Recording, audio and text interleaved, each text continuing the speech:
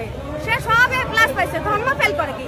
খাতা দেখছে না গামছা খাইছে এটা বলে না, খাতা দেখছে না গামছা খাইছে ওটা বলে না, শিক্ষকটা বলেন কি খাতা দেখছেন না গামছা খাইছে?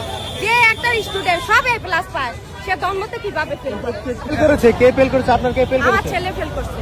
কোন বিষয়ে ফেল করেছে? গণিত। গণিত। কত নাম্বার পেয়েছে? ওটা দেখাইতেছে না হোয়াটসঅ্যাপে। আচ্ছা, ফেল করেছে এর জন্য কি আন্দোলন করতে হবে?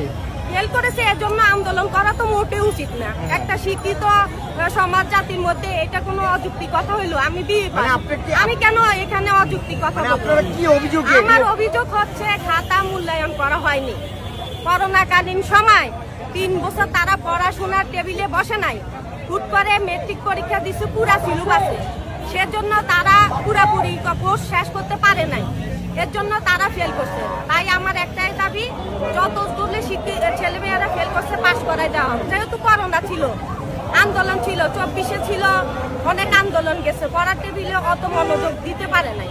বোর্ডে আপনার একটা নির্ধারিত ফি এর বিনিময়ে খাতা মূল্যায়ন করা হয়, আপনারা কি ওই পদ্ধতি গ্রহণ করেছেন?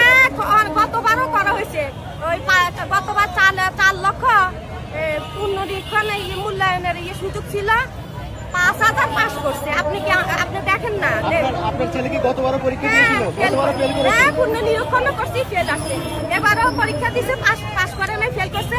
এই যে আবার পুনর্নিরীক্ষণের একটা সময় আছে, দিছি, আসবে ফেল।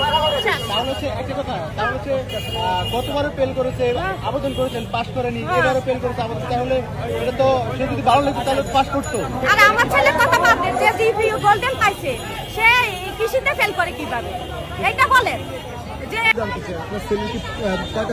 শুধু একটাই না আছে, মিলাই ছিলে আছে না, অন্যদের কথা বলুন। আর ভাই আমার ছেলে